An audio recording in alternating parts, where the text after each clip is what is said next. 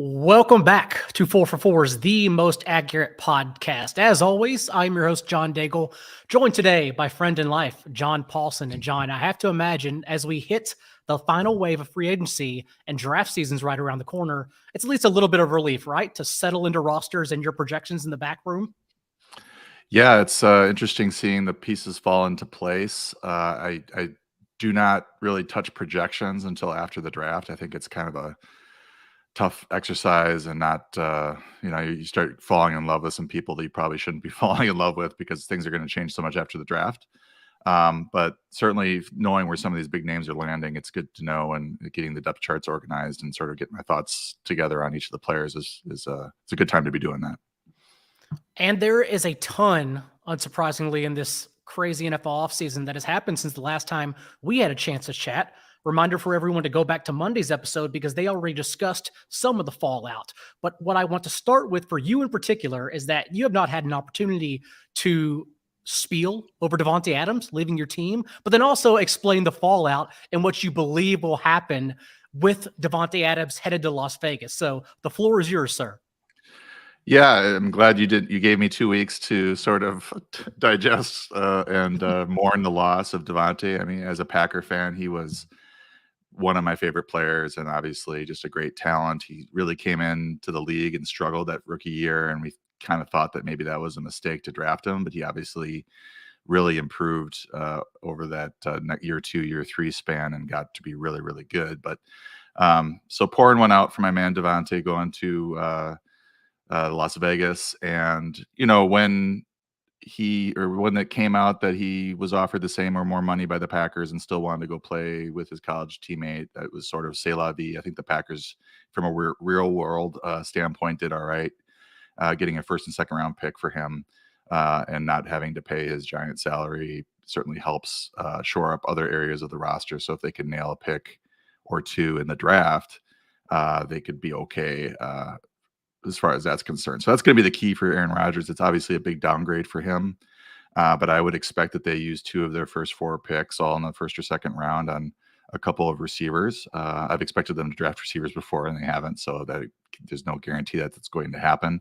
But if they can nail a pick or 2, I think that player will probably be the biggest beneficiary of having Aaron Rodgers throw him the ball, 100, 120 targets, something like that. Lazard, I think, is probably destined for a number 2, number 3 role at best. I would not expect him to go into the season as our wide receiver 1 there. That would be probably an abject disaster if you're really looking at it from a personnel standpoint. Nothing against Allen. He's a good player, a good blocker. And I think Rodgers has a really high quarterback rating when he targets Allen Lazard. So, I mean, coupled that with the loss of Valdez-Scantling, we really do have a big hole there at receiver.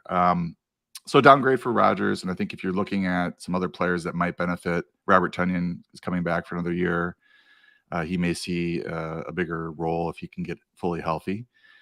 Maybe, instead of like the 4 or 5 targets he was seeing per game, maybe a little bit higher. Aaron Jones coming out of the backfield. His production has really spiked with Davante sidelined in recent years, but I think some of that has to do with just sort of a short-term Band-Aid when they know that Davante's going to miss and they're trying to get through the week. I don't think they want to give Aaron Jones a ton of targets and treat him as a receiver, but that's what they did in the short term. So I think, trying to project his numbers based on what he did with Davante out is probably too aggressive for him, but I think it does benefit him a little bit because they probably will run the offense through him a little bit more. And then, like I said, the rookie, whoever it is, or maybe rookies, should stand to benefit there. And then just if you want to talk about Vegas, that's obviously a big boon for. Oh, go ahead. Yeah, I want to jump in here really quick and discuss the Packers before we move on, because I keep coming back to the fact that Adams since 2018 averaged 10.8 targets per game. That's a long span to be a double-digit target hoss from Aaron Rodgers. And so whenever I'm trying to place him, I genuinely don't know if it's as easy as going into best ball leagues right now and drafting him as a top 5 wide receiver via talent, just because he now has more talent around him than he's ever had in his entire career. Just to have Darren Waller, Hunter Renfrow, like these guys are underneath target monsters who I believe have to eat as well and can easily just get pounded targets if Adams gets into bracket or double coverage over the top. And so I want to ask you if you still have like the utmost confidence that Adams is a top 5 receiver in your books at this time. I think I have him at, I can look. I think I have him at wide receiver 6. He's probably And a you threat. are updating your never too early rankings and Yes. free agency winners and losers around the clock at the site for free at 444.com. Yes. I do have him at wide receiver 5. I believe I had him at 2 prior to this. And I think, it's a downgrade from Rodgers to Carr, but they have that history. So I think that mitigates it a bit. And then you look at what he did, and there is some reason for concern, but if you look at what he did when Rodgers was out, he averaged 5.9 catches, which is quite a few, 66 yards, 0.5 touchdowns on 9.5 targets per game, 8 games without Rodgers, averaged 6.8 catches, 84 yards, 0.82 touchdowns on 9.8 targets per game with Rodgers. And that was 79 games. And as you mentioned, he's been over 10 targets per game for a while now. And this is going all the way back to 2016. So there's certainly reason for concern. I think they signed him to be the lead guy in that passing game. And I think there are worse places for him to be traded to and to land, I think, other than Las Vegas and being reunited with his old quarterback. So I think it's a downgrade. The offense is not quite as good, but it's not a disaster for his fantasy value. And we should throw out that performance with Jordan Love against the Chiefs last year. Since remember, Steve Spagnuolo just saw the light in Jordan Love's eyes whenever he sent the first blitz to the house and said, oh, that's how this game is going to go. And then just started sending the house every single snap Love took. Speaking on the rest of the Packers, though, I also think, and this is different from the way the rest of the industry is thinking right now, I do have somewhat a bit of concern about Allen Lazard because he has had these opportunities before.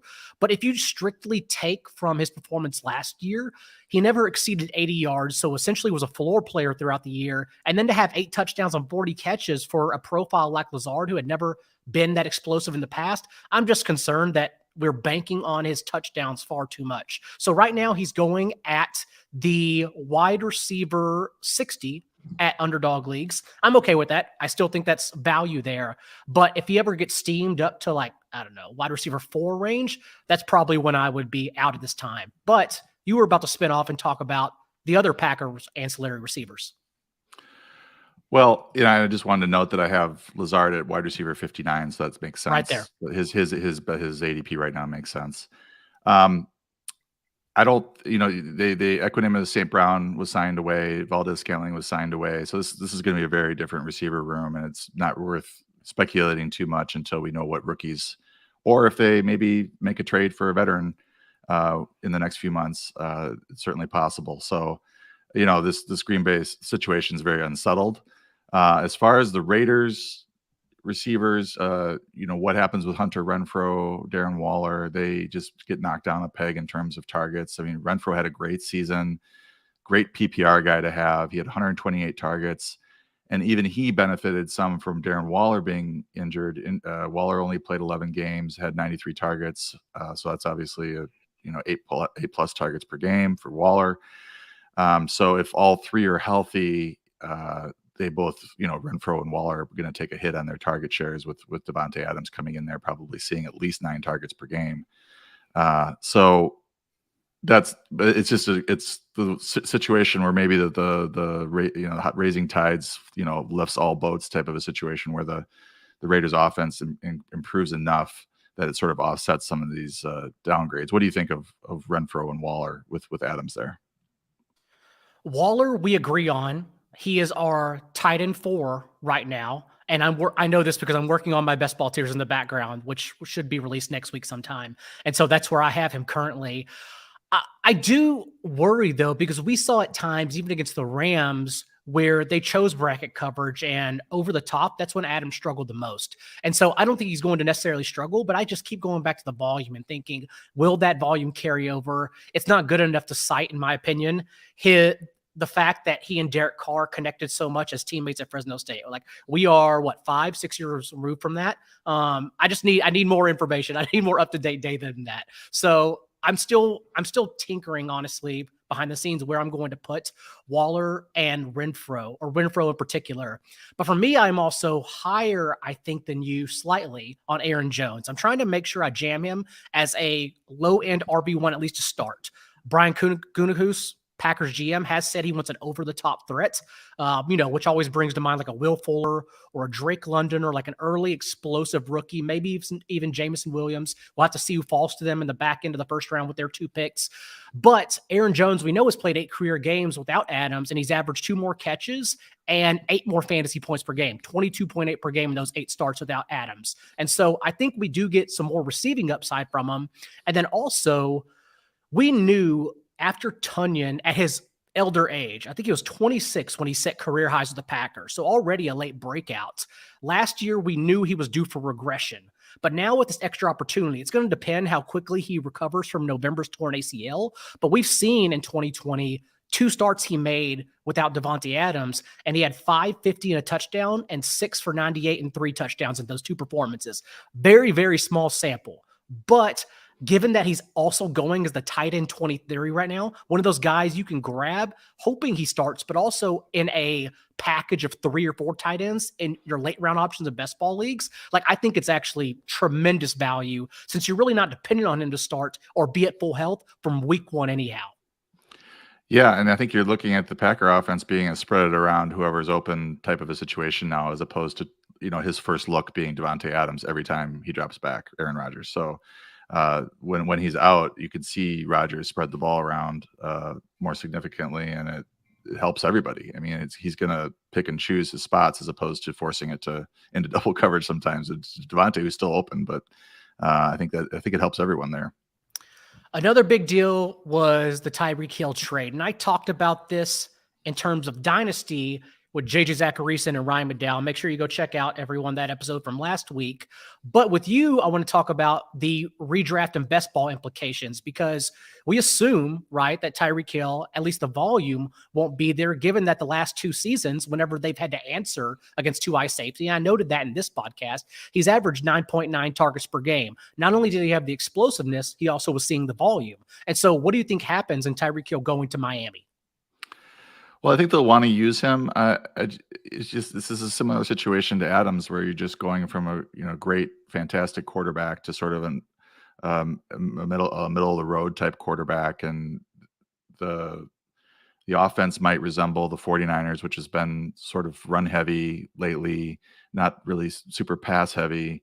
So how are they going to use Hill? Are they going to use him like Deebo Samuel? He's not that big. He's faster, but he's not like a yak guy or a guy who's going to break 1,000 tackles like Deebo was. But if they do sort of hand him the ball, in addition to throwing it to him, then maybe that'll benefit his numbers a little bit. It has to be a downgrade for Hill going from Mahomes to Tua, and then looking at Jalen Waddle.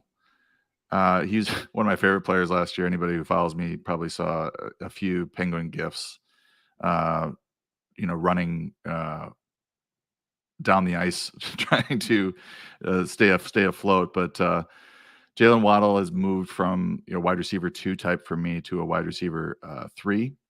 I think you're looking at him as the secondary target there. He had 140 targets last year. Devontae Parker averaged 7.3 targets per game last season as the team's wide receiver 2. So I think that's where Waddle's volume sort of lands, at maybe around 7-8 targets per game, as opposed to a greater number that he saw last year. So Devontae Parker is probably going to get traded or probably won't be on the team. But if he's a third receiver, he gets knocked down a peg, and Gesicki's targets are going to take a hit as well. I think you're trying to force Hill into the offense, and he's just going to have such a ripple effect throughout the roster. Tyreek Hill is going to be an interesting case study for wide backs in particular, because right now, a lot of people, your never too early rankings as well, have Deebo Samuel as a top 5 wide receiver. And trust me, we're going to have enough episodes. It's a 6-month Exodus long off season to argue about like our disagreements and rankings. But right now, I genuinely think I am not going to be as high on Deebo Samuel, if only because I'm not sure that wide back usage is actually good for our wide receivers. If our wide receivers are getting 8 to 10 targets and 5 to 8 carries, okay, now we're cooking with gas. But the fact that Deebo Samuel had to depend on scoring a touchdown for every 10 carries, and when they first started using him as a wide back over the second half of the season, he averaged 4.9 targets per game, slightly less than 5. That's not the volume we want from our wide receivers. So if you're telling me that his volume in the passing game is going to increase along with the wide back usage, okay, now I can be convinced. But right now, I'm not too convinced. And so if Tyreek Hill is going to get this wide back usage and also compete with Jalen Waddle for the similar role, I'm actually more interested in whomever we believe, and we have to still read some T news and or follow the tea leaves and follow the news nuggets here. I want to target the one who has the most opportunity in the passing game. And I'm not sure which one that is yet, honestly. You, in your Never Too Early rankings, did push Waddle down from wide receiver. You had him like as a low end wide receiver 1, and I believe him as a wide receiver 21 now. And I think that's about right. Maybe everyone even falls below that, but I'll be interested to see where Tyreek Hill falls, because at the end of the day, like, give it a couple weeks for ADP to adjust. I don't think he's going to be a wide receiver 1. He may be drafted as like a mid wide receiver 2, honestly. And at that case, I may be talking myself into it. Yeah, the interesting thing with both Davante and Tyreek being traded away from better situations is, how does this impact the zero RB folks, and how aggressive are they going to be drafting receivers in the first round? Now you have 2 guys that were first rounders, like no brainer first rounders at the receiver position, now probably going in the early second to early third round. And how does that change draft approaches for the rest of us?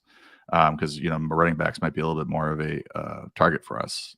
For those of us that might go in either way when it comes to our draft, we don't have a strict draft plan in every draft. So I'm interested to see where their ADPs fall at this point. But I think Tyreek is a fantastic player and he's going to be productive. And I don't think they did all this to give him 5 targets a game and 2 carries or something like that. I think they're going to use him probably more than Waddle, but we'll see. That's what haunts me. It reminds me of everyone, including myself, using the statistic about wide receivers changing teams during Stephon Diggs' first year with Josh Allen a couple seasons ago. The issue was that we had never seen a talent like Stephon Diggs really change teams. And so what do you think happens? He blows up and leads the league in targets, catches, and receiving yards. Explosive talent like Tyreek Hill, assuming he has the same explosive, even if he doesn't have as much volume, maybe he can still be efficient as he was with Alex Smith in those last 2 seasons when he averaged the 15th and 5th most fantasy points per game on limited opportunity. So that's what I fear the most in him haunting me. With him going to the Dolphins, though, obviously leaves a crater in Kansas City for an opportunity. Marquez Valdes-Scantling from the outside, 3-year, $30 million deal. Juju Smith-Schuster, now we assume soaking up the slot. Mecole Hardman perhaps stepping into a role. So I'm just curious where you stand on those individuals, and is there a winner in your opinion? I'm not holding my breath for Mecole Hardman to actually turn into the third option there. I think they're still looking for a big name receiver, or if they're going to draft somebody. They lost Byron Pringle, who was sort of outplaying Hardman all of last year, and Demarcus Robinson at times would also outplay him, and they just seem reluctant to use Hardman at any consistent level in terms of routes run. So I'm not holding my breath there. I do think that Juju has some upside there. He's still young and has had some great seasons not too long ago. So maybe not that it was his second season where he really blew up. Maybe that 2 seasons ago where he had 1,000 yards, I think, or close to 1,000 yards and 9 touchdowns or something like that. So I think he could lead that offense in targets, but it sort of depends on who else they add at receiver. Again, they could draft somebody or they could make a trade. Apparently they're still looking to add talent to that receiver room. Valdes-Scantling does add that speed that Tyreek had and can take the top off the defense. And that's why the Packers are now looking for somebody who can take the top off the defense, because he's got that sub 4.4 speed. He's also got a big body.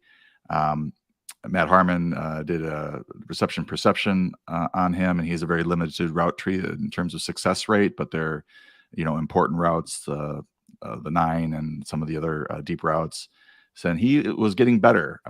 And he when he was healthy and doing and active, he was getting fed the ball. I think late in the season, he had a good stretch as well. And I think that he can play a big role in that offense, but I don't know if it's going to be a consistent role given the nature of his game. He's sort of a guy that's going to get 5 to 7 targets and has to catch 1 or 2 deep balls, to really help you. I think from a best ball standpoint, that helps you. But in a standard redraft, when you're looking for some consistency, I don't know that he's going to be an every week starter for you. To your point, Mecole Hardman has played 9 career games that Tyreek Hill was either out or limited as a part-time player for. And in those contests, Hardman averaged 5 targets, 46 receiving yards, and scored a touchdown in 3 of 9 said games. He only turns 24 in March, but the fact he has yet to earn targets in his career is certainly worrisome. Also, Marquez Valdes-Scantling doesn't replace Tyreek Hill 1v1 since he's genuinely just not a 1-for-1 talent that can do as many things. He will have splash games, and that's why I'm interested in best ball. Mecole Hardman, even I did a best ball draft for our YouTube page, and he fell to the 15th round. I really thought I've never drafted Mecole Hardman. I saw him in a 15 out of 20 round league and said, okay, that's when I start talking. But earlier than that, I'm not convinced. I also think, like you, Juju Smith-Schuster's the real opportunity winner here.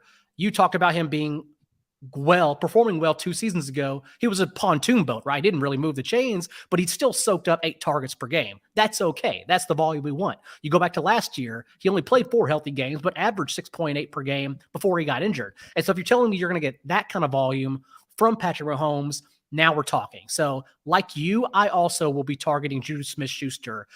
What's really interesting, though, is the Travis Kelce dilemma, because we're expecting regression, right, at age 31. But at the same time, you could argue the volume is so good, like maybe screw the regression. And even in like FFPC or your tight end premium home leagues, he should still be maybe a number 1 overall pick, at least top 3. Yeah, and he's actually 32. He turns 33 in October. Oh, okay. They missed it by 1. So we are. We're close. We're getting up there in age, though. I mean, I went from 94 yards per game to 70 yards per game last year. His receptions dropped from 7.0 to 5.8. Now the extra targets could keep him afloat, and I think he's a rock solid tight end 1, obviously. But is he the number 1 overall tight end? I think at the start of this season or this year, I was looking at Mark Andrews kind of taking that mantle, and it's really was pretty tight. But I think with Hill moved on and the current state of that receiving core, I think Kelce is the tight end 1. But I think maybe the larger question with the tight end position is that these elite guys don't look as elite. There are some questions. I think Ian Hartite said a good tweet about it. Like there's some questions about all the top 5. You got Davante Adams going to Darren Waller. You've got wondering if Andrews is going to keep up his production with Lamar Jackson. It was pretty good with Lamar Jackson, but it was even better with Tyler Huntley. And whether or not Kelce can fend off, Father Time. And then you get into some of these other tight ends that are out there, and you look at the tight end 2 rankings, and there are some really appealing names of breakout candidates there, or some guys coming back, so maybe this is that 1 year where it's actually true that tight end is getting deep. But maybe it's more about the relative closeness of the tight end 2 tier with those elite tight ends, and maybe it's not as we'll have to wait to see what the projections say in terms of relative value, but maybe it's not as necessary to draft an early tight end to stay ahead of the position. We'll definitely have a number of Ravens discussions this offseason because both Marquise Brown and Mark Andrews played well. Marquise Brown played significantly better with Lamar Jackson, who was injured for most of the year. Mark Andrews, like you said, played significantly better with Tyler Huntley. And so you have to think that Andrews already hit his apex, still young, but that was basically his breakout season. And we were drafting him at a discount last year. So it makes sense. This is the year I want to regret to go ahead and fade him. But at the same time, it gets so weak so quick at that volatile position that maybe even as the tight end 4 or tight end 5, like that's good enough. We still take it over the other guys. Lastly, before we move on, I want to mention Leonard Fournette with you because he's re-signed with Tampa Bay since the last time we talked. And this is not going to be a discussion about if you like Leonard Fournette. Like Leonard Fournette averaged 6.1 targets and 18 touches per game across the 14 healthy starts he made for the Bucs last year, and has zilch for competition this season since we know Ronald Jones moved on to Kansas City. Gio Bernard also a free agent. What I want to do with you is play a name game. actually. So let's try to pin down where we will be drafting Leonard Fournette, at least at this time, assuming they don't add another running back and he stays healthy. And I'll start with Joe Mixon, who's currently being drafted as the 8th running back off the board at Underdog. Right now, I would take Mixon over Fournette. Nick Chubb at number 9. Chubb. Interesting. Okay. Alvin Kamara, number 10. I would take Kamara. DeAndre Swift, 11, who tied Fournette for the league lead at their position in targets per game last year. I have Fournette at 11 and Swift at 12. Okay, just a couple others then. Aaron Jones, Saquon Barkley, Antonio Gibson. Fournette ahead of those, or anyone standing out? Yes, Fournette's ahead of all 3 of those. So right now it sounds like you have Fournette pinned at RB11, and Underdog ADP hasn't caught up yet. It's still adjusting to the move. I would imagine he gets into the mid to late seconds, third, depending on your draft room, if everyone's pecking off wide receivers, since you could make a strong case for the top 8 wide receivers. I think that's where he will probably land. Yeah, I think second round sounds right for me. He was RB5 last year in half PPR, got Tom Brady back. As you mentioned, no competition. I think the tricky name, and I thought you were going to mention him, is Javonte Williams, because we just don't know if Melvin Gordon is going to move on or not. And right now I have Javonte 1 spot ahead of Fournette, but Fournette's situation is a lot more clear. Javonte Williams is a good one, especially because they keep teasing us. Every report you hear is that both sides want to get something done, but like the contract negotiations aren't getting closer. It's just very clear both want to reunite. And if they reunite, that would be a disaster, because Melvin Gordon didn't necessarily do anything wrong. He was outplayed, but he didn't play himself off the field. He took care of the ball for the most part, minus that one game everyone remembers in the final quarter of a blowout in the second half of the season, and was still like essentially their goal line back. So that's the one situation I keep watching as well, and we will definitely keep monitoring it. Let's take a quick second, though, and come back and finish strong with our takeaways from the coaches' meeting. Right now, if you sign up at Underdog as a new subscriber, not only will you receive a free pro subscription to 4 for 4 with access to all of our off-season content, including our around-the-clock Discord conversations, Underdog will also match your deposit up to $100 by 100%. Literally mirror it. And there are no catches. Just download the Underdog app, use the promo code 4for4 when depositing. That's the number 4, word, the number again, and presto. I have not told you exactly which quotes I'm going to throw on you, but I had been monitoring, John, the coaches' quotes from the coaches and owners meeting, and I think we got a few good nuggets to discuss here. So let's start with Cliff Kingsbury on Rondale Moore, because he said on Moore, a bigger role, there's no doubt. Last year, just with the numbers, he kind of got lost in the shuffle more than he should have. With Christian Kirk leaving, we expect him, more that is, to fill that role. He continued, we're going to try to give him the ball more. You've seen what Kyle has done there with Debo, because every coach now compares their shifty wide receiver to Deebo Samuel, since it's a copycat league. He finds different ways to give Debo the ball. We're going to be creative with Rondale, because when he touches it, good things happen. We know, Paulsen, that there is a myriad of opportunity there after Christian Kirk left. DeAndre Hopkins comes back healthy. And what's encouraging to me is that the way they talk about using Moore is that when they used Antoine Wesley to plug in for Hopkins, they literally didn't change the roles whatsoever. They just said, what if this guy's Hopkins? What if he just stays on the boundary for 90% of his snaps and doesn't move, and we just throw him coin tosses down the field? So, like, if they truly do just want to plop in more for Christian Kirk, that, in my opinion, would be the best case scenario given Moore's profile. Yeah, he's basically gone from wide receiver 4, 5 there in terms of targets per game, looking at probably a number 2 role there. They did re-sign Ertz, which I think's a good spot for Ertz. But yeah, looking at where Christian Kirk ran his routes primarily from the slot, he's a much different receiver than Rondale Moore. So they're going to have to do different things, but they're already talking about that and basically playing, showing their hand. So I think Moore gets a big bump this year in terms of playing time, and that's going to lead to production for him.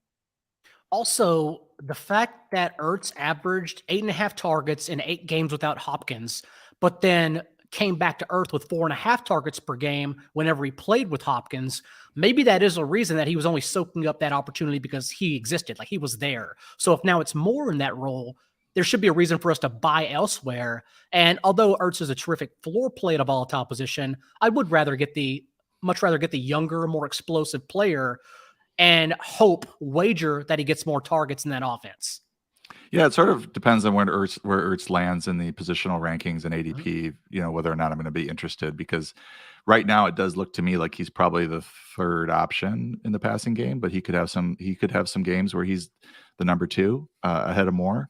But we just get to see how this wide receiver room shakes out, because they're losing a lot of targets from last year, as you well know, from doing the target tracker. And they are rumored in expert mock drafts to take a wide receiver in the first round as well. So definitely something to keep an eye on. Andy Reid also spoke at the coaches meeting. He talked about Ronald Jones and said, I like Ronald. I like the side speeds that he has. He's got good vision. He needs that opportunity to feel like he's a major part of this thing. Andy Reid then went on to talk about Clyde Edwards-Helaire. And he says, I've got Clyde in there too. It'll help take some pressure off of Clyde. And he and Ronald Jones, of course, will work together and have a pretty good combo there.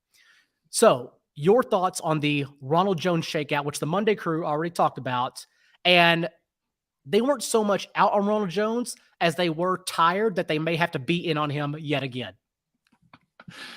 Ronald Jones just makes me laugh, not because they anything to do with him, but our friend Pat Crane just is a Rojo lover, and I just over the last few years it's been comical watching this roller coaster ride that he's been on. Pretty good spot for him to land. I think Edwards-Helaire is kind of a vulnerable RB1. I think Andy Reid's description of what the backfield might look like underscores that. I think Jones, you might see him in an early down role with Edwards-Helaire and more of a third down back role. And now you're really killing the fantasy value of the backfield in terms of trying to gauge week to week who you should be starting. But so these two should be ranked pretty close, I think, in early rankings. And as far as projections, you're going to get a PPR bump with Edwards-Helaire, but Jones, if he doesn't find his way into the doghouse quickly, he could be a pretty productive runner and, just getting those first and second down carries. We are 2 years into the CEH experience, whatever the hell you want to call it.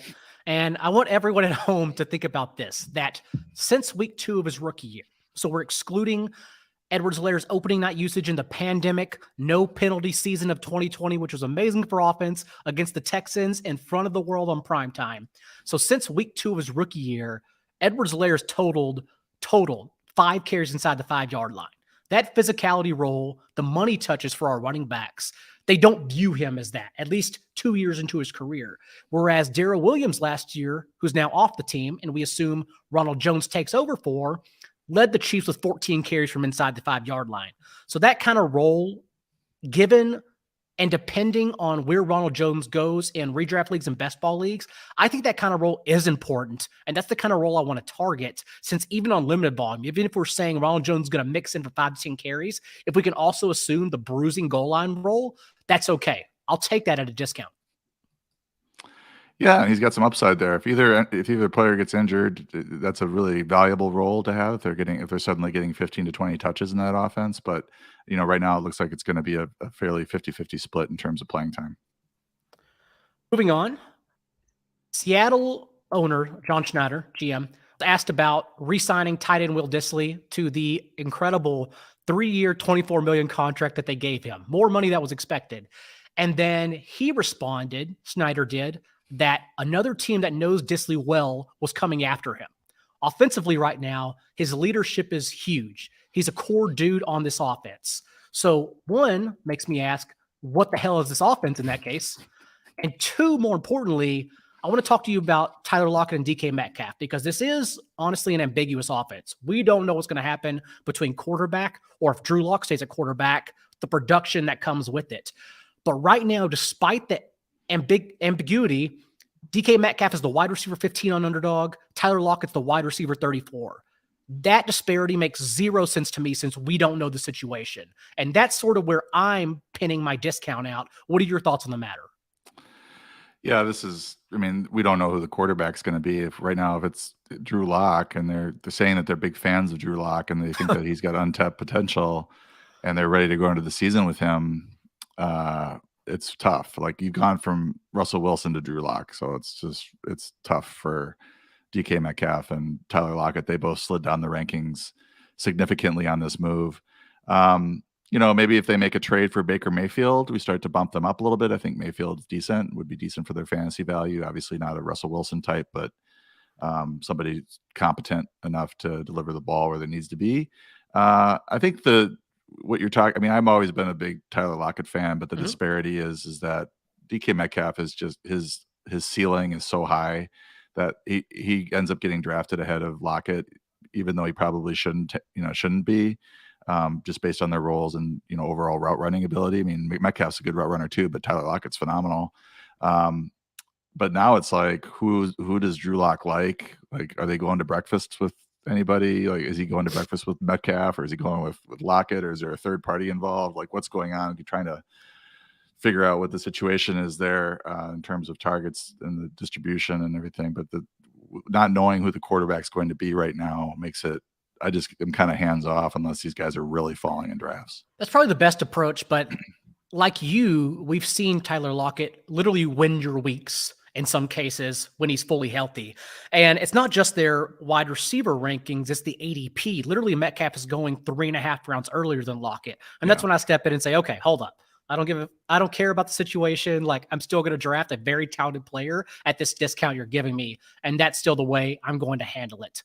One more quarterback situation before we get out of here. We'll end on this note, because Kyle Shanahan was asked about his communication with his quarterbacks. And in terms of communicating with Jimmy Garoppolo this offseason, he responded, "We don't do a lot of talking in the offseason. Jimmy is not the most communicating guy." He was then asked about Trey Lance, and he responded, "Trey is a guy I talk to all the time." Shanahan also vaguely said that they're making sure that Lance receives every offseason rep as he continues to develop, which leaves it wide open. But I say all that to say my beef with you is that right now you have Lance in your never too early rankings, the QB 22 overall, a low end QB 2. And so is that you just playing it safe, or do you think that Garoppolo stays on this roster and right now you're just not adjusting too heavily to account for him getting traded with his injury? This is a tea leaf situation, because just the type of information that's come out of San Francisco is that they don't think Lance is ready. And Garoppolo hasn't been moved yet. There's a chance that Garoppolo might be back. And if he is back, is he the best one to lead the team? So we don't even know that Lance is going to be the starter. So I think at the start of this, when I first did these rankings, he was at 15. He was up by Justin Fields. And I thought that it was a done deal that Garoppolo would be gone. But as time has moved on here and he's still on the team, and some of the stuff came out about Lance, just, that doesn't seem like the team thinks he's ready, or there's some concerns. Where do we rank him at that point? You can't even guarantee that he's going to be starting week 1. So then therefore he goes down into that wide receiver or quarterback 2 with high potential, high upside, but a lot of risk as well. I am admittedly a sucker, one, for his first start, which wasn't even as good. May go down as the worst game of his career. And that against the Cardinals, remember, Lance threw for less than 200 yards, did not throw or run for a touchdown, and was stonewalled at the goal line on 4th and short for what would have been his only touchdown of the day. And yet, despite that performance, finished the week as the QB 16 overall, because he added 16 carries for 89 yards. So I keep thinking, if you can play that bad, right, even as a rookie without George Kittle in that game as well, like, what do you have when it all clicks? And we saw against the Texans, I wouldn't even say that was his best game either in week 17 at the end of the year. He had 8 carries for 31 yards, didn't score a rushing touchdown, but through the air, 200 yards, 3 touchdowns.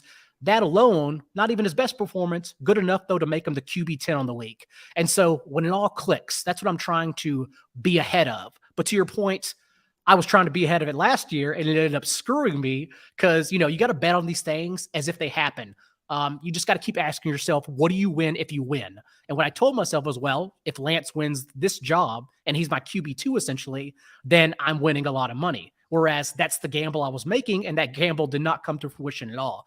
So I think definitely you're playing it safe at this point. I'm being more risky, but also at this time, I'm also doing best ball tournaments. Whereas if there's some sickos out there doing 3, 6 team, 12 teams, using Lance as your low-end QB2 and perhaps even in 3 QB builds, I think you're onto something. I think that's definitely the safer way to play. Yeah, and he's got like Jalen Hurts upside. I mean, he's everything you want in terms of the Konami code and the being able to having that rushing floor going. And also, if he was the one rookie last year where if he won the starting job, you could legitimately see QB1 type numbers out of him. But it didn't transpire that way. It's just a good offense. It's a lot of talent around it. It's well managed. And if he does step into that starting role, he's going to produce. I mean, I don't think there's any doubt about it. Just right now, I'm not sure he's going to be the starter. And instead, we had Jimmy Garoppolo, the undrafted individual, leading the league in yards per attempt. Paulsen, tell everyone what you have on the site right now.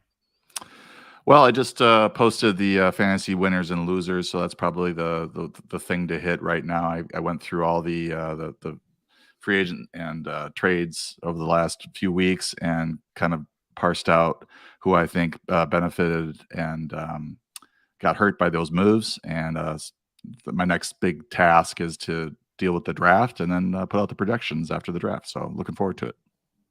And remember, in this new era of the Most Accurate Podcast, we genuinely would appreciate it if you would rate and review the podcast once you've listened, assuming you've enjoyed. Until then, though, you know him. He's John Paulsen. I'm John Daigle. We will see you next time.